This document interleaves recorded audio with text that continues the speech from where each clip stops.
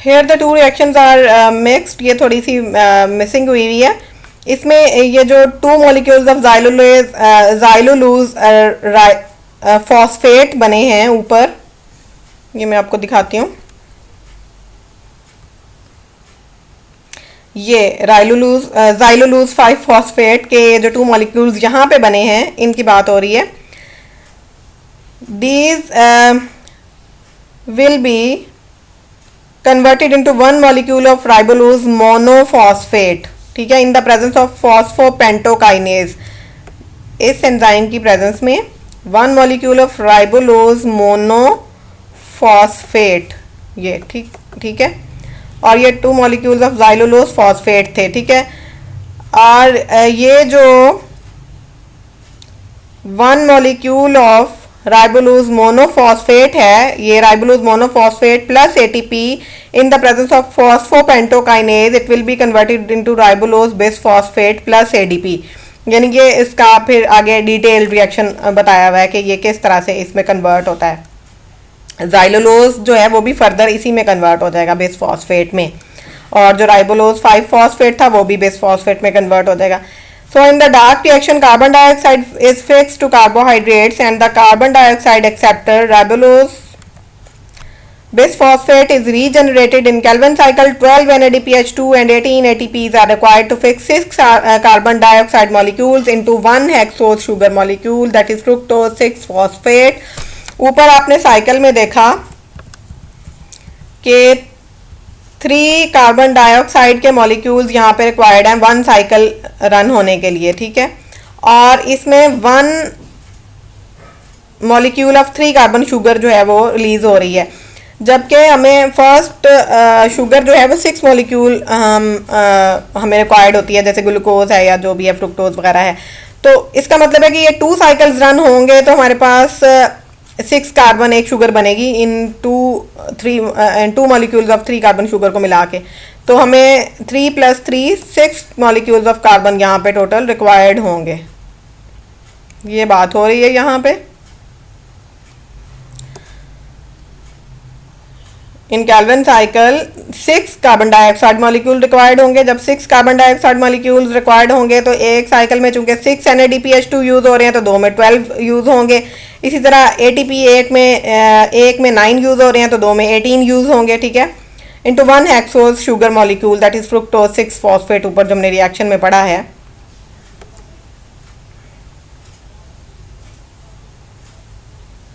This is fructose 6 phosphate, ठीक है, इसकी प्रोडक्शन के लिए 6 carbon dioxide plus 12 NADPH2 plus 18 ATP in the presence of fructose in the presence of several enzymes will form fructose 6 phosphate plus 12 NADP plus 18 ADP plus 7 inorganic phosphates। अब ये NADP और ADP जो हैं ये कहाँ चले जाएंगे? लाइट रिएक्शंस में दोबारा से रिड्यूस होने के लिए, एनर्जी रिच होने के लिए, और फिर ये वापस इधर कैल्विन साइकिल को प्रोवाइड हो जाएंगे। ये वही वाला ओवरव्यू है जो ऊपर हमने पढ़ा है, जो ऊपर वाले साइकिल कैल्विन साइकिल के एक साइड पे छोटी सी डायग्राम थी। This is again that schematic diagram of light reaction and Calvin cycle. Then it comes C4 cycle और हैच एंड स्लैक पाथवे, या हैच स्लैक पाथवे भी सिंपली इसको कह देते हैं। It is the alternate pathway of C3 cycle to fix carbon dioxide. In this cycle, the first formed stable compound is a 4 carbon compound, that is oxaloacetic acid, hence it is called C4 cycle. C3 में चूंकि first stable compound was 3 carbon compound, so that was called C3 cycle. इसमें 4 carbon compound is first stable compound, so this is called C4 cycle. The pathway is also called Hatch and Slack as they worked out the pathway in 1966, and it is also called as C4 dicarboxylic acid pathway. This is commonly seen in many grasses, sugarcane, maize, sorghum and amaranthus. C4 plants show a different type of leaf anatomy, Cran's anatomy इसको कहते हैं। इसमें chloroplasts are dimorphic in nature. In the leaves of these plants, the vascular bundles are surrounded by bundle sheath or larger parenchymatous cells. These bundle sheath cells have chloroplasts. ये सारी Cran's anatomy की बात हो रही है कि Cran's anatomy में क्या क्वालिटीज़ होती हैं या क्या कैरेक्टरिस्टिक्स हैं। क्रांस एनाटमी में लीव्स जो हैं उनमें bundle sheath cells have chloroplasts also these chloroplasts of bundle sheath are larger lack grana and contain starch grains the chloroplasts in mesophyll cells are smaller and always contain grana these peculiar anatomy of leaves of C4 plants is called Kranz anatomy. The bundle sheath cells are bigger and look like a ring or red. Kranz in German means red and hence it is called Kranz anatomy. C4 cycle involves two carboxylation reactions, one taking place in chloroplasts of mesophyll cells and another in chloroplasts of bundle sheath cells. There are 4 steps in Hash-Stack cycle: carboxylation, breakdown, splitting and phosphorylation. Firstly, carboxylation. It takes place in the chloroplasts of mesophyll cells. Phosphoenol pyruvate, a 3 carbon compound, picks up carbon dioxide, यानी जो carboxylation या carbon dioxide fix होगी यहाँ पे phosphoenol pyruvate, that is a 3 carbon compound, it will fix carbon dioxide in the presence of water in the presence of PEP carboxylase, that is phosphoenol pyruvate carboxylase enzyme, and it will convert oxaloacetate, that is a 4 carbon compound, plus H3PO4 phosphoric acid. Then breakdown comes. ऑक्सैलोएसीटेट जो 4 carbon compound बना है in the presence of transaminase and malate dehydrogenase it will be converted into aspartate, again a 4 carbon compound plus malate, again a 4 carbon compound. These compounds diffuse from the mesophyll cells into the bundle sheath cells. Then splitting occurs in the sheath cells. Malate and aspartate split enzymatically to yield free carbon dioxide and 3 carbon pyruvate. The carbon dioxide is used in Calvin cycle in the sheath cell. Here malate plus in the presence of decarboxylase enzyme, decarboxylation हो रही है, ठीक है, तो carbon dioxide release हो जाएगी mallet से और पायरुवेट बन जाएगा. Then it comes. The second carboxylation occurs in chloroplast of bundle sheath cells. The carbon dioxide is accepted by 5 carbon compound ribulose base phosphate in the presence of enzyme carboxylase dismutase and ultimately yield 3 phosphoglyceric acid. Some of the 3 phosphoglyceric acid is utilized in the formation of sugars and the rest regenerate ribulose base phosphate. ये उस C3 cycle में चला जाएगा, ठीक है. बाकी अब इसके साथ क्या होगा, पायरुवेट जो है उसकी फर्दर फॉस्फोराइलेशन होगी. Pyruvate plus ATP plus inorganic phosphate. In the presence of pyruvate phosphokinase, it will be converted into phosphoenol pyruvate plus AMP, adenosine monophosphate plus pyrophosphate, यानी जो इनऑर्गेनिक फॉस्फेट है वो एक इसमें से निकल जाएगा. In Hatch and Slack pathway, the C3 and C4 cycles of carboxylation are linked. And this is due to the Kranz anatomy of leaves. ऊपर हमने पढ़ा कि ये C3 साइकिल में भी इसके प्रोडक्ट्स जाते हैं.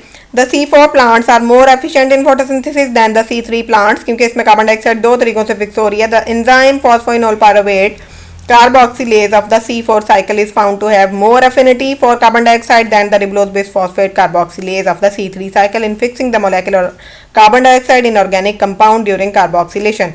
यानी C4 में C3 और C4 दोनों तरीके से कार्बन डाइऑक्साइड फिक्स हो रही है और C4 जो है दैट इज़ मोर इफेक्टिव, उसका एंजाइम जो है वो ज़्यादा अफिनिटी रखता है कार्बन डाइऑक्साइड को फिक्स करने में rather than the enzyme of C3. Here is the C4 pathway. You can see this is mesophyll cell, this is bundle sheath cell.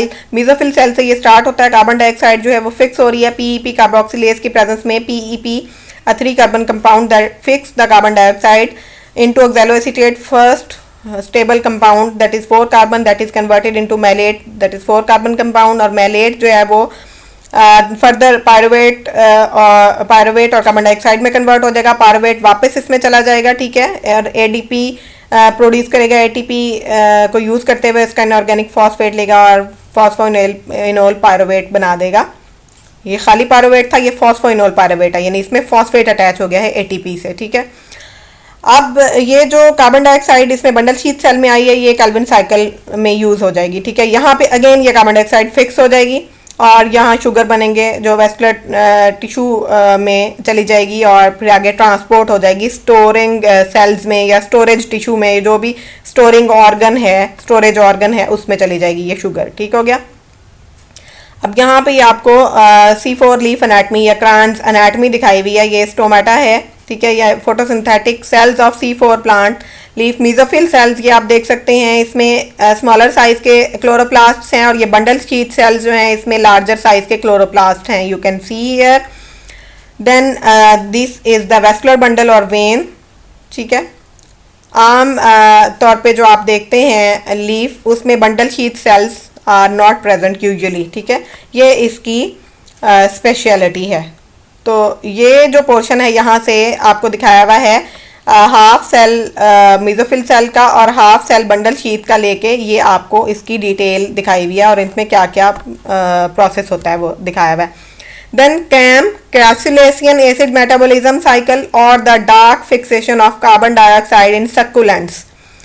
CAM is a cycle reaction occurring in the dark phase of photosynthesis in the plants of Crassulaceae family. That's why this is known as Crassulacean acid metabolism. It is a carbon dioxide fixation process wherein the first product is malic acid. It is the third alternate pathway of Calvin cycle. First Calvin cycle है fixation का, second C4 हो गया, third जो है वो CAM है, occurring in mesophyll cells. The plants exhibiting CAM cycle are called CAM plants. Most of the CAM plants are succulents. For example, Bryophyllum, Kalanchoe, Crassula, Sedium, Clinia, etc. It is also seen in certain plants of cactus. ये भी succulents हैं. For example, Opuntia, orchid and pineapple families. CAM plants are usually succulents and they grow under extremely xeric conditions. In these plants, the leaves are succulent or fleshy. The mesophyll cells have larger number of chloroplasts and vascular bundles are not surrounded by well-defined bundle sheath cells. यानी इसमें cross anatomy नहीं होती, C4 cycle नहीं हो सकता। In these plants, क्योंकि C4 cycle का जो फर्स्ट स्टेबल 4 कार्बन कंपाउंड है वो बंडल शीथ सेल में ही बनता है, उसी में ही ये प्रोसेस हो सकता है, उसी में उसके एंजाइम्स होते हैं। In CAM plants, the stomata remain open during night and closed during daytime. क्योंकि ये सक्कुलेंट्स हैं, जीरिक कंडीशन में होते हैं, ड्राउट कंडीशंस या स्वियर हार्श क्लाइमेटिक कंडीशंस इनको फेस करनी पड़ती हैं डे टाइम में। तो वाटर लॉस होने से बचाने के लिए इनके स्टोमेटा ही दिन में बंद हो जाते हैं यूजुअली और रात में ओपन होते हैं। तो जब स्टोमेटा दिन में बंद है तो गैसिश एक्सचेंज जो फोटोसिंथेसिस के लिए चाहिए वो भी कम हो सकेगी। The CAM plants are adapted to photosynthesis and survival under adverse xeric conditions. That's why उनके रात में स्टोमेटा ओपन होते हैं और दिन में मोस्टली बंद होते हैं, सिर्फ रेस्पिरेशन के हिसाब से वो थोड़े बहुत चलते हैं। The CAM plants are not as sufficient as C4 plant in photosynthesis, but they are better suited to conditions of extreme desiccation, यानी ड्राउट की जो कंडीशंस होती हैं। CAM involves two step acidification and deacidification. Acidification in darkness, the stored, ये क्या हो गया,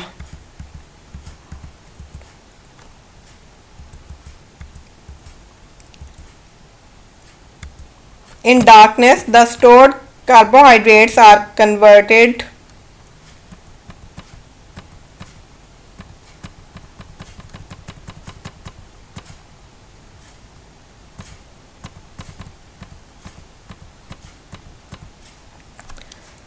into phosphoenol pyruvic acid by the process of glycolysis. Phosphoenol pyruvate plus carbon dioxide plus water.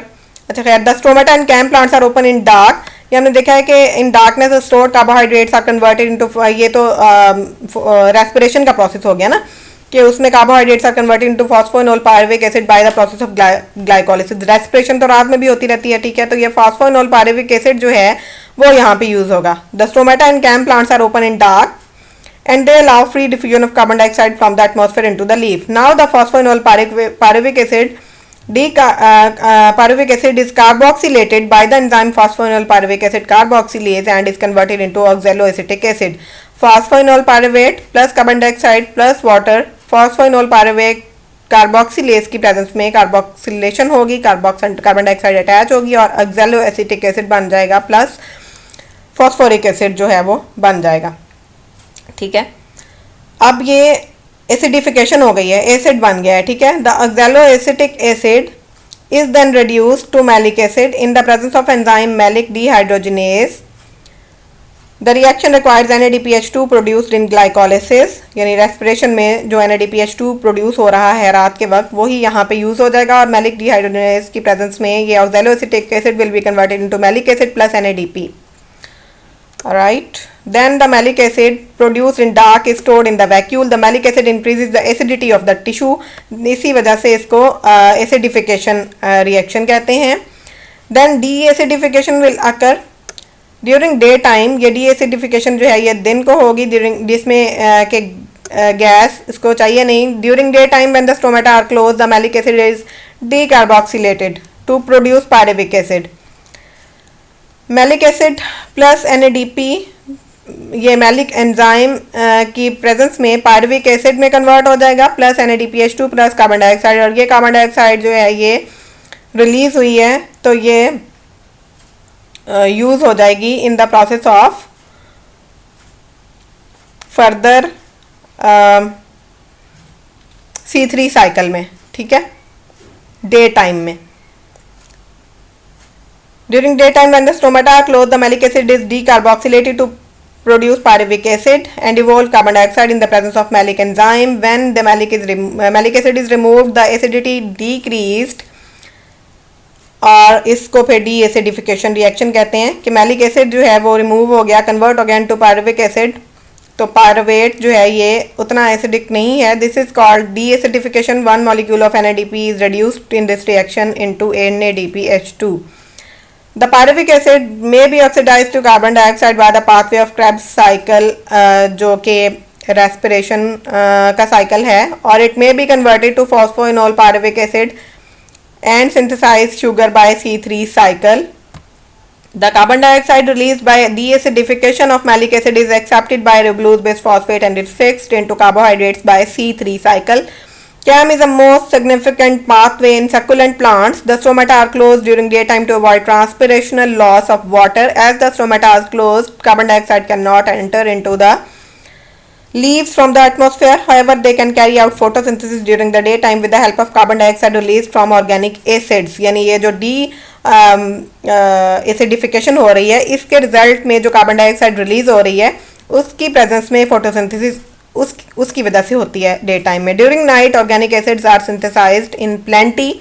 जो एसिडिफिकेशन रिएक्शन है वो night में होता है क्योंकि उसमें एटमॉस्फेयर से एक्सेसिव कार्बन डाइऑक्साइड इनको मिल रही होती है स्टोमेटा ओपन होने की वजह से, और साथ रेस्पिरेशन में भी रिलीज हो रही होती है and the carbon dioxide entering from the atmosphere from the open stomata. Thus the carbon dioxide in the dark acts as survival value to these plants. These are the examples जिनमें ये cam photosynthesis होती है, cam process होता है sugar cane में, pineapple में. इसके भी ये लीव्स जो हैं इसी तरह फ्लैशी होते हैं, सक्कुलेंट्स होते हैं. सॉरी, शुगर केन में C4 साइकिल होता है और पाइनएप्पल के फ्लैशी होते हैं. शुगर केन के तो ग्रास है, इसके तो ग्रासी लीव्स होते हैं. ठीक है. Special separation of steps and temporal separation of steps. अब इसमें C4 साइकिल है शुगर केन में, मीजोफिल में ये हो रहा है, और इधर ये बंडल शीट सेल में. ठीक है. मीजोफिल सेल में ऑर्गेनिक एसिड कार्बन डाइऑक्साइड से ये फिक्स हुआ है और आगे कार्बन डाइऑक्साइड ये केल्विन साइकिल यहाँ पे अकर होगा. और यहाँ कैम प्लांट्स में नाइट में ऑर्गेनिक एसिड बन रहा है, एसिडिफिकेशन हो रही है. डे टाइम में ये केल्विन साइकिल में वही वाली कार्बन डाइऑक्साइड जो है वो यूज़ हो जाएगी और deacidification भी डे टाइम में हो जाएगी. In first step, carbon dioxide is incorporated into 4 carbon organic acids, that is carbon fixation, ये C4 में, और organic acids release carbon dioxide to the Calvin cycle. दोनों में 4 carbon compound बनता है. Then comparison of the plants of C3 and C4 cycle. Only C3 cycle is found C3 plants में, और C4 में both C3 and C4 are found. ये हमने पढ़ा है अभी. Then in C3 the efficiency of carbon dioxide absorption at low concentration is far less and hence they are less efficient. C4 में the efficiency of carbon dioxide absorption at low concentration is quite high and hence they are more efficient plants क्योंकि C4 cycle जो है उसके enzymes are more efficient to fix carbon dioxide चाहे low हो इसकी concentration. The carbon dioxide acceptor is ribulose 1,5 base phosphate in C3 and in C4 it is phosphoenol pyruvate. In C3, the first stable product is phosphoglyceric acid PGA, a 3-carbon compound. In C4, this is oxaloacetate or oxaloacetic acid, the first stable product. This is 4-carbon compound. In C3, plants show one type of chloroplast, monomorphic type. In C4, plants show dimorphic type of chloroplasts. यानी जो chloroplasts of parenchymatous bundle sheath cells हैं, they are different from that of mesophyll cells. mesophyll cell के जो हैं वो छोटे हैं, bundle sheath cell के वो बड़े हैं. Or different forms हैं, so they are known as dimorphic type. The chloroplast in bundle sheath cells are centripetally arranged and lack grana, जबकि जो मेसोफिल सेल के हैं उसमें ग्रेना प्रेजेंट होता है. तो ये दो डिफरेंट मॉर्फ्स या फॉर्म्स हैं इसकी. सो लीव्स जो इस तरह से इस वजह से इसको ये डिफरेंट एनाटमी जो है इसको क्रायन्स एनाटमी कहते हैं. in C3, each chloroplast, two pigment systems, photosystem 1 and 2 are present. In chloroplast of bundle sheath cells of C4 plants, the photosystem 2 is absent. Therefore, these are dependent on mesophyll chloroplasts for the supply of NADP plus H. The Calvin cycle enzymes are present in mesophyll chloroplast. Thus, the Calvin cycle occur.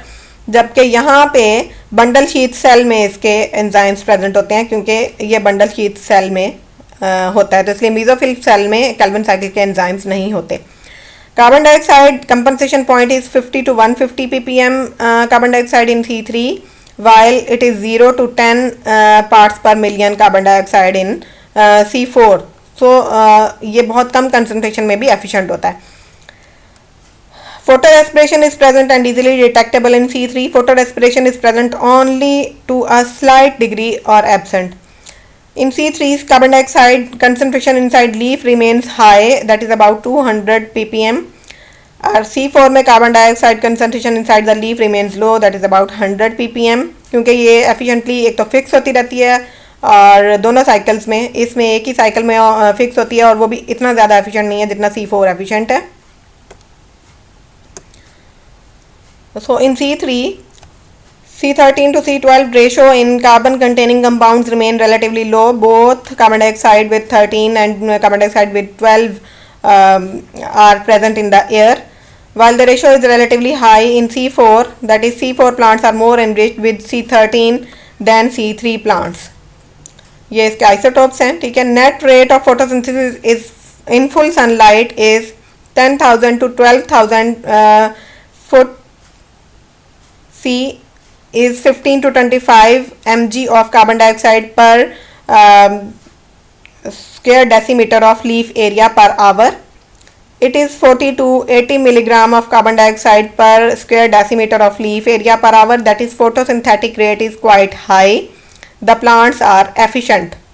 The light saturation intensity reaches in the range of 1,000 to 4,000 feet per cube. It is difficult to reach saturation even in full sunlight in C4 plants. This is foot candle, unit of light, ठीक है. ऊपर भी यही था. Net rate of photosynthesis in full sunlight. Full sunlight कितनी होती है? 10,000 to 12,000 foot candle. ये फुल सनलाइट है. तो इतनी सनलाइट में फोटोसिंथेसिस का रेट जो है that is 15 to 25 milligram of carbon dioxide per square decimetre of leaf area per hour है. जबकि इतनी सनलाइट में C4 प्लांट में ये 40 to 80 milligram of carbon dioxide per square decimetre. तो सो इसमें दिस इज क्वाइट हाई. इसी तरह से light saturation intensity reaches in the range of 1,000 to 4,000 foot candle.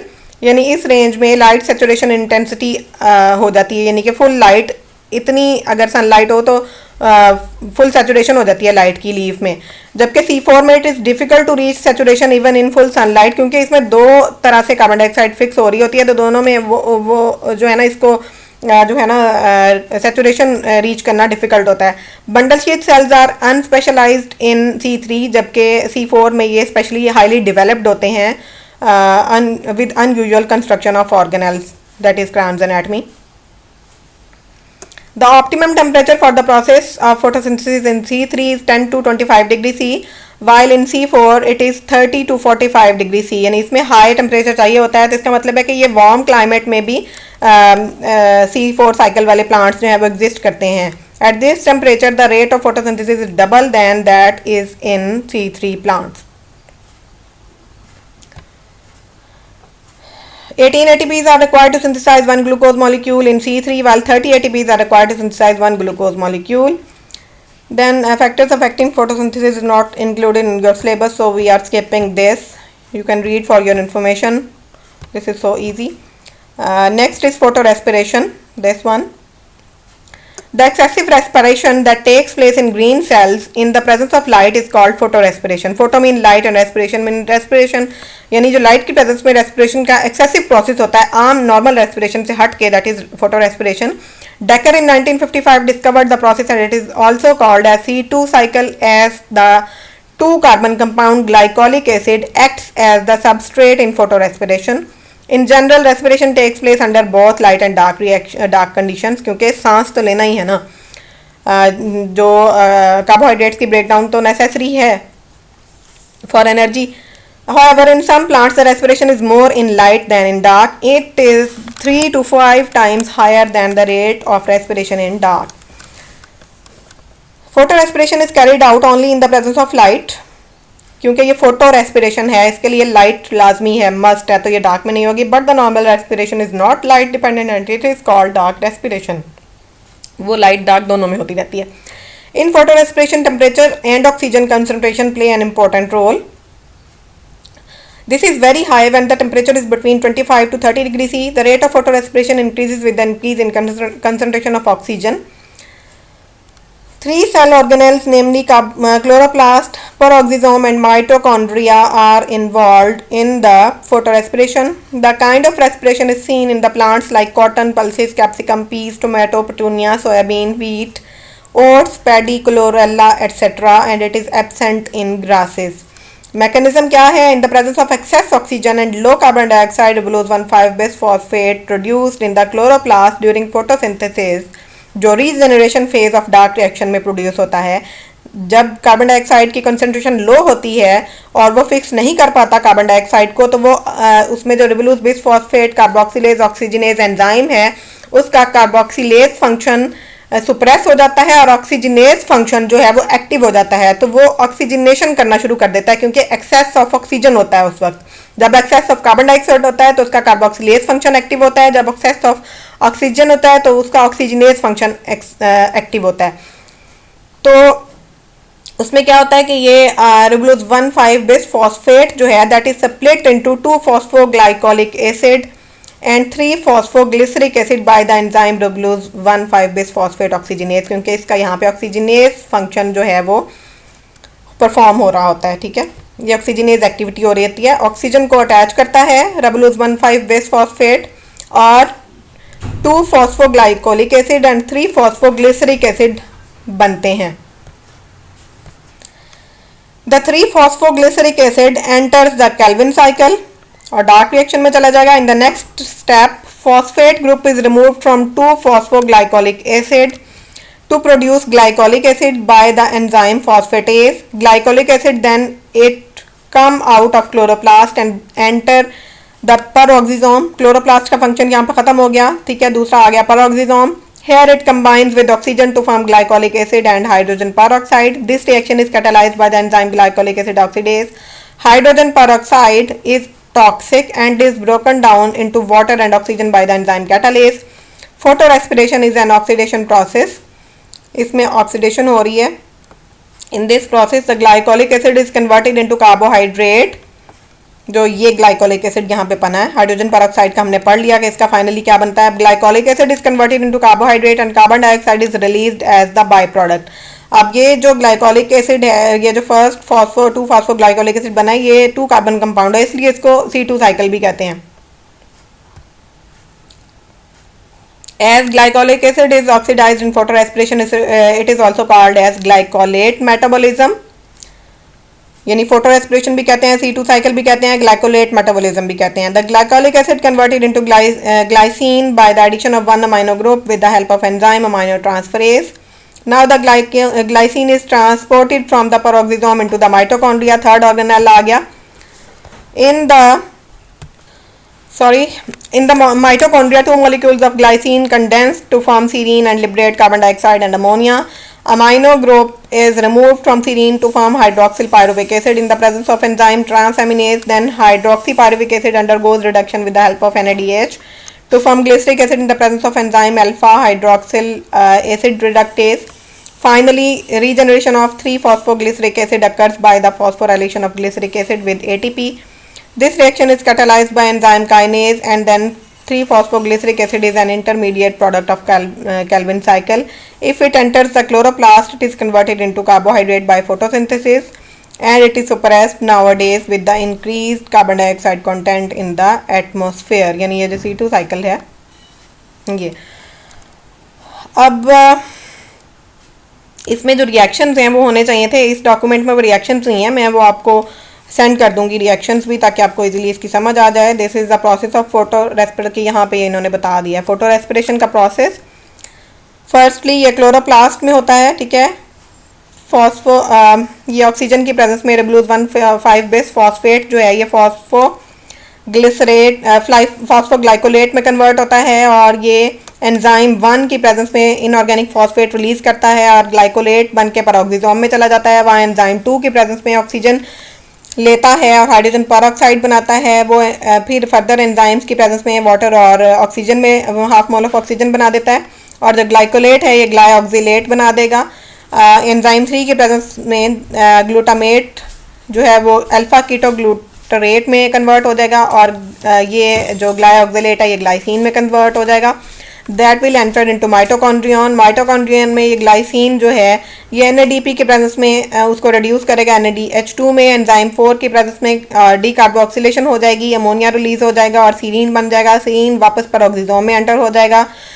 Peroxisome में आके एंजाइम 4 की प्रेजेंस में ग्लाइऑक्सिलेट जो है वो ग्लाइसिन में कन्वर्ट होगा, और सीरीन जो है वो हाइड्रोक्सी पायरुवेट में कन्वर्ट हो जाएगा. एंजाइम 3 की प्रेजेंस में NADH2 जो है उसने इसकी रिडक्शन करनी है हाइड्रोक्सी पायरुवेट की, और इसको कन्वर्ट करना है ग्लिसरेट में, और NAD यहाँ पे फॉर्म हो जाएगा. और ये ग्लिसरेट जो है ये एंजाइम 7 की प्रेजेंस में क्लोरोप्लास्ट में इसको कन्वर्ट कर देगा 3-फॉस्फोग्लिसरेट में. ATP का इनऑर्गेनिक फॉस्फेट यूज़ करते हुए उसको ADP में कन्वर्ट करेगा, और फॉस्फेट इसके साथ अटैच करके ये फॉस्फोग्लिसरेट बना देगा, जो कि कैल्विन साइकिल के फर्स्ट फेज में प्रोड्यूस होता है. वहाँ पे ये कैल्विन साइकिल में एंटर होके इसका पार्ट बन सकता है और ग्लूकोज प्रोड्यूस कर सकता है, और ये रीजनरेशन हो जाएगी Ribulose 1,5 फॉस्फेट की, जहाँ से जब ऑक्सीजन ज़्यादा होगी और कार्बन डाइऑक्साइड कम होगी तो ये रिबुस्को जो है वो ऑक्सीजनेज फंक्शन फॉर्म करते हुए इस साइकिल को कैरी आउट करेगा. ठीक है. इसकी आगे सिग्निफिकेंस दी हुई है, you can read that out also. Thank you so much. This is all about today's reaction. Next we will study the C3 C4 intermediates and some other topics. Allah Hafiz.